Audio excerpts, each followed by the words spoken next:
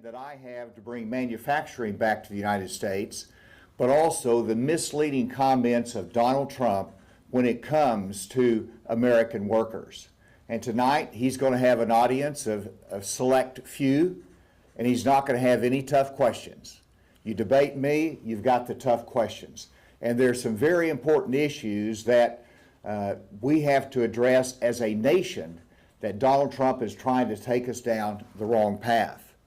And so before I engage in the plan that I want to present, I do want to talk about some background for a second and comments that President Sean Fain has made that I agree with.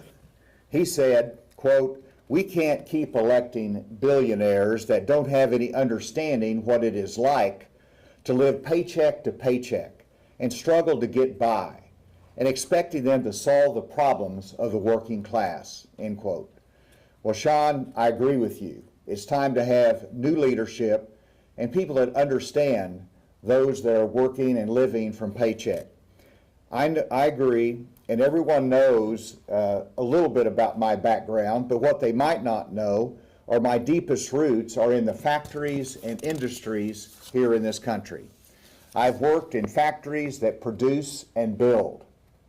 I have struggled to make ends meet. I found my affordable housing in a mobile home. And those were days when I had 3 children, and it was a double-wide mobile home that we lived in. But we understand the challenges of going paycheck to paycheck. And that's important for a leader to understand what American families go through. When I talk about working in a factory, I've worked in a number of factories while I was going through college and starting my career, and I understand what it means to work by the sweat of your brow and to add value to the manufacturing process and how critical it is to our nation. I also want to say that I am the son of a union member, and I am the father of a union organizer. My dad was a poultry inspector, worked in chicken plants, and he was a union member. And he talked about that to me. And also, my son, through his own initiative, is a union organizer in Texas. I'm proud of both of those, both my dad and my son. Senator Scott said recently that the striking workers should be fired. That is wrong. It is not consistent with the law. And he should apologize for that statement. And it illustrates why I can say that I am the most pro-union Republican in this race for president. And it's simply because I want to follow the law, and the law allows that balance between management and the workers and the ability to strike and to negotiate for higher wages, for economic differences, and that's what's happening here in Detroit. I support the right of the private sector unions to strike. I support their right to organize, and I support their right to negotiate, because that is provided by the law under our labor relations law. Now let's go to my plan, if we might, to the important issue of bringing manufacturing jobs back to the United States of America. We need to build manufacturing in the United States, and here's how you do it.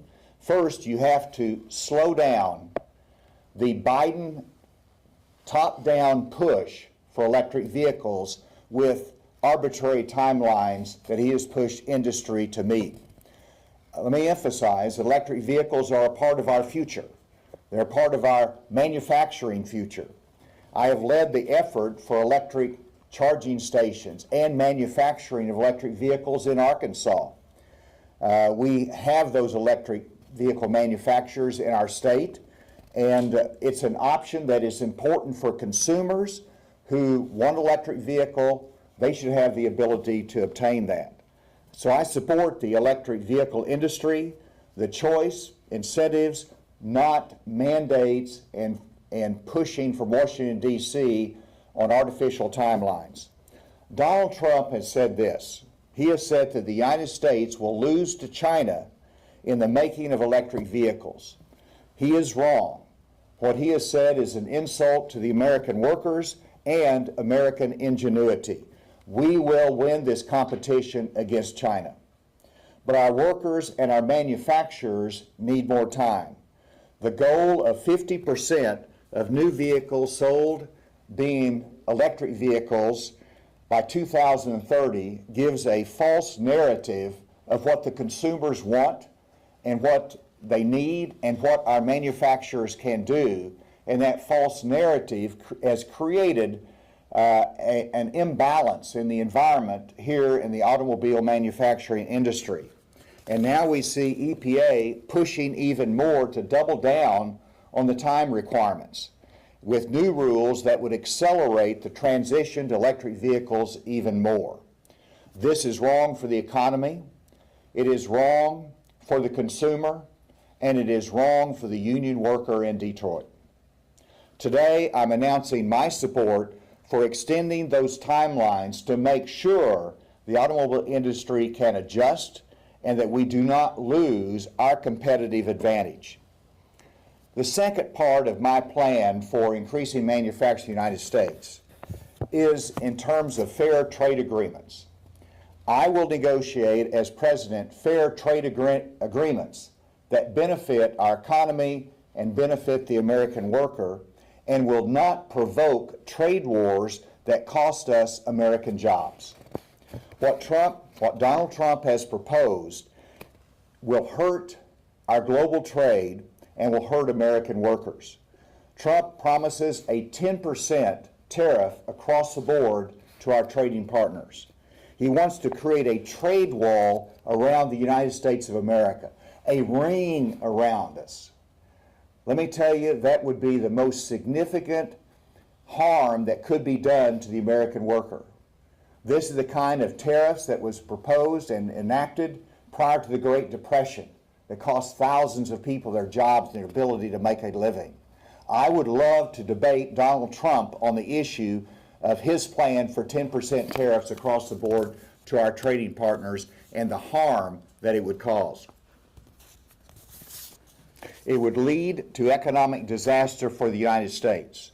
Trump is saying, by saying we have to have a ring around the United States, that we cannot compete in the global economic sphere, that we need to impose this ring around the United States. This would bring retaliation by our trading partners, and it would tell the world that we're not a reliable trading partner as well. It would reduce manufacturing in the United States and would hurt Michigan union workers. The Tax Foundation looked at the 10% tariff proposal of Donald Trump and called it a $300 billion hike on American consumers. It will eliminate 500,000 jobs, according to their report, because of the retaliatory tariffs that would be imposed. It would cause higher costs to our consumers in a time that they're already being hit by high inflation. It would have higher input costs for our manufacturers that makes us less competitive. It puts us in a weakened position here in the United States. In other words, his proposal would shrink our economy. The third part of my plan is that as president, I will lead the effort to bring manufacturing jobs back to the United States. I've done this as governor. As governor, I did this in the steel industry as well as other industries in which I competed. We won them, they came, and they're producing steel actually in Arkansas that comes to Detroit for the auto industry. It is American made, it is Arkansas made. And we prove that we can make things here in the United States of America that we don't have to rely upon overseas manufacturers. I want to be able to enhance that and make sure we can return manufacturing to the U.S. in terms of the military weapons component parts that are necessary for our military. I want to make sure that we can do the pharmaceutical manufacturing here in the United States. And so we can do this. I supported the CHIPS Act that helped us to bring the semiconductor manufacturing production back to the U.S. It's still a work in process, but as chairman of the National Governor Association, I supported this in a bipartisan way. The fourth thing that we need to do here in this country, and as part of my plan, is to have a pro-growth energy policy. Right now, the President, Biden, has canceled oil leases in the Alaskan slope. This is wrong whenever the consumers are facing higher prices at the pump for their gasoline. We need to produce energy, whether it's from oil, whether it's from the fossil fuels, whether it is from nuclear power, whether it is from the biofuels, whether it's from alternative sources. We need to produce energy in the United States of America. We don't need to have our president, as President Biden has done, going to Saudi Arabia with a handout saying, can you produce more? And going to Venezuela and being turned down. We need to be energy independent and energy dominant here in the United States of America, and that will help drive our economy forward and increase manufacturing jobs here in this country. Yesterday, a New York judge found Donald Trump was guilty of persistent and repeated fraud. Today, I'm making the same finding on President Trump, that he is guilty of persistent and repeated fraud on the American workers. We can do better. And I invite Donald Trump to debate me and not simply speak to a selected audience. Donald Trump claims to have added manufacturing jobs here in Michigan, but Michigan lost manufacturing jobs while Donald Trump was president.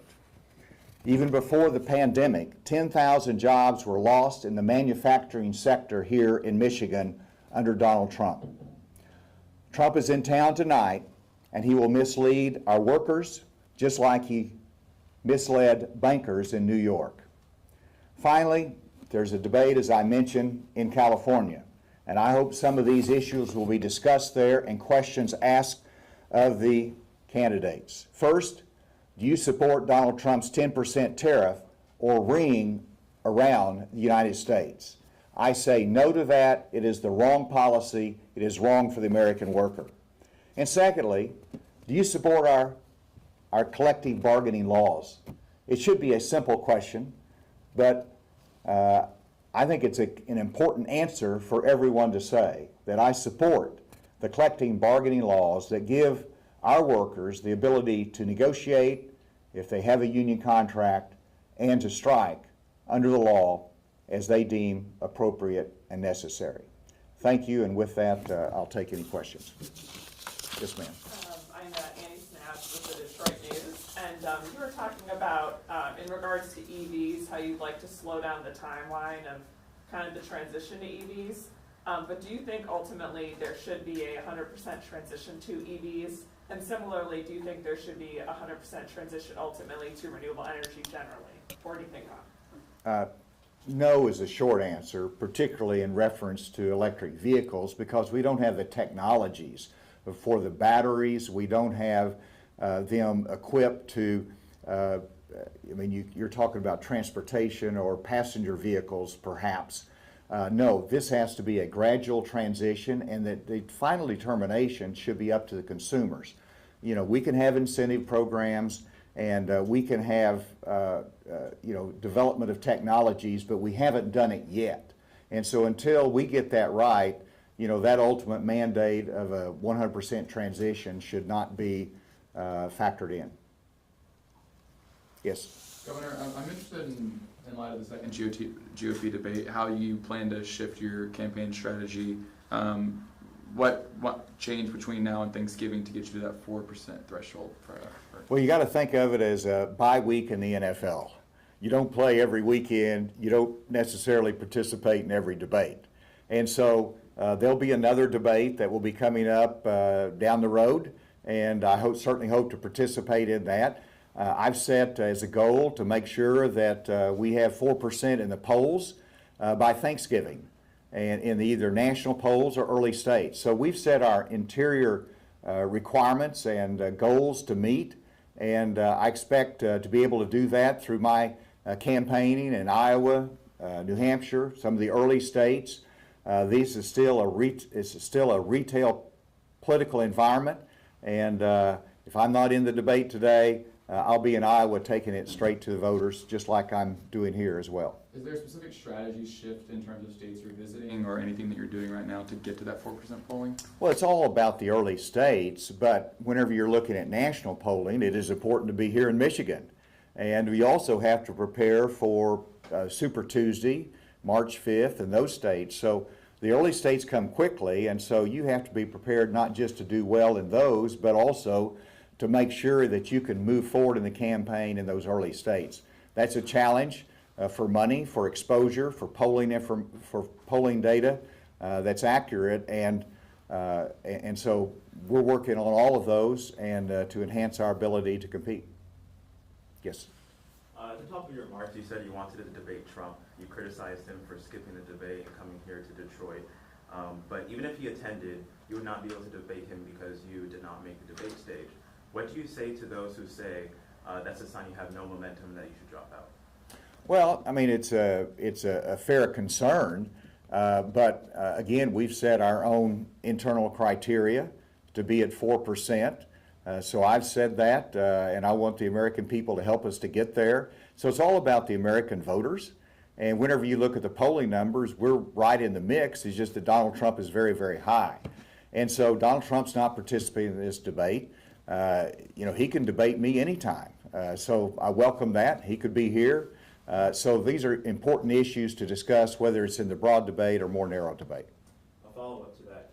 If you do get 4% in November, that's still not enough 2 months later to beat Donald Trump in the primary. Iowa votes in January. How would you go from 4% to a much higher percentage to be able to beat him?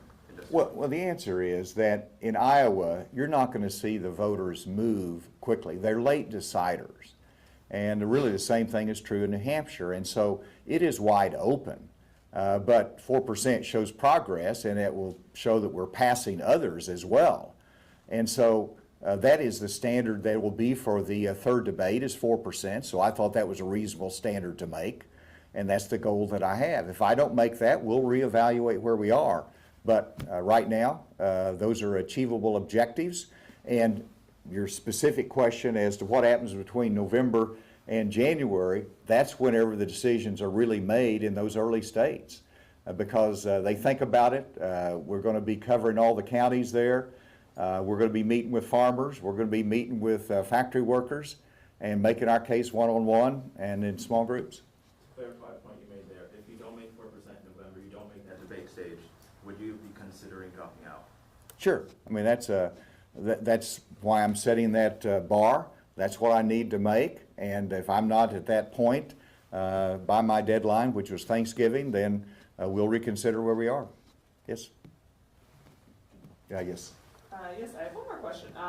During the strike, UAW members have emphasized the profitability of auto companies and the fact that their executives have gone in massive raises. Do you think workers deserve to see similar gains? Well, that's the art of the negotiation.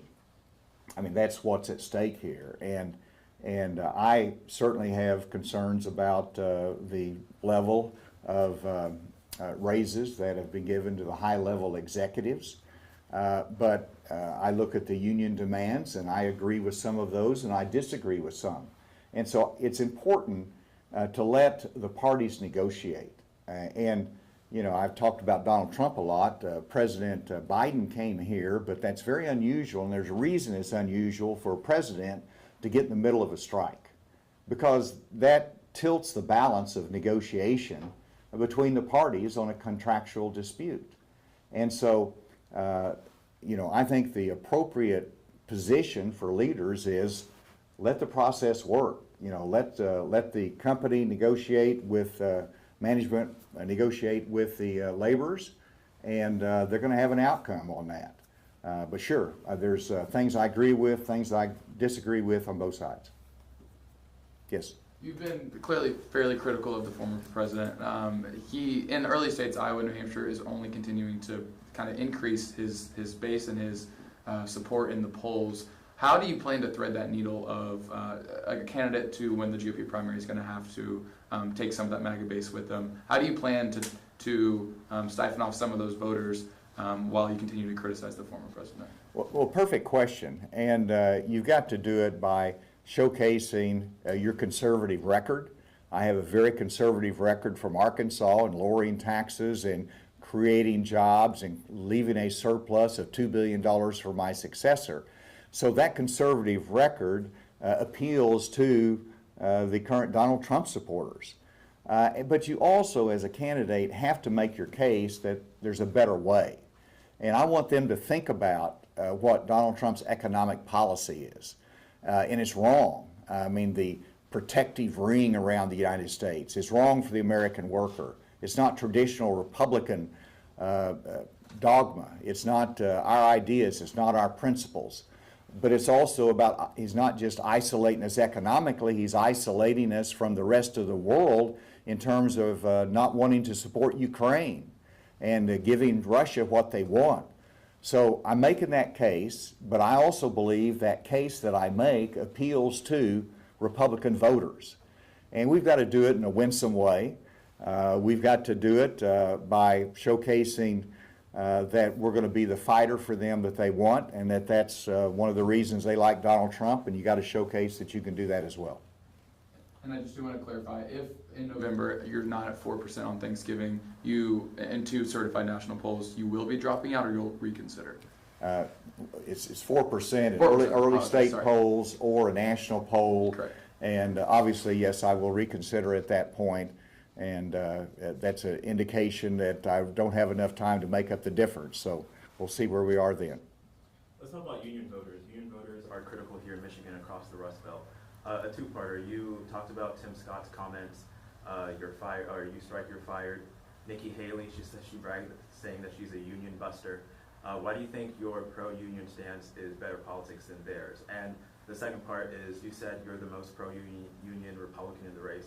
Biden likes to call himself the most pro-union president. Who do you think has a better record when it comes to unions? Well, I mean, I'm in a right-to-work state. And so because I'm a pro-union candidate, I said it's the most pro-union of all the Republican candidates, that means I want to follow the law and that I respect the rights of workers to organize, but also the rights of states like Arkansas. If they are a right-to-work state, that's their prerogative. And so, you know, there's a balance there. And so that, to me, it goes back to Ronald Reagan. Ronald Reagan appealed to union workers. He was a union member and he was a union leader. And so that's, you know, we have the mistake today, and Nikki Haley and Tim Scott, you know, somehow that we're anti-union. That's not Republican. What's Republican is the freedom of workers to make decisions on their lives and whether they want to join a union or not join a union, organize or not organize, and the balance between labor and management. So that's where I am. I'm not going to, you know, I disagree with many of the policies of Joe Biden on this regard. But it's important to state your claim, where you are, and I think that honesty is what union voters expect. They know what my plan is, and they're going to be able to judge it. I think it works for Michigan. Can we expect you to join a UAW picket line soon? Well, you know,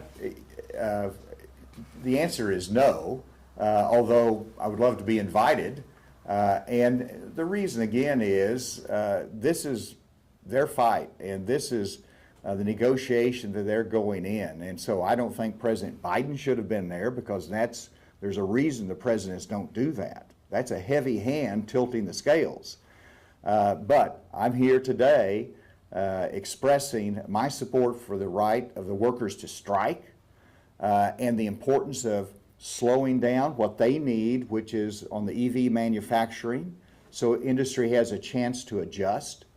And then thirdly, my plan to grow manufacturing jobs. Those are important messages that hopefully resonate. All right. Thank you all very much. Appreciate it. Thank you, everybody.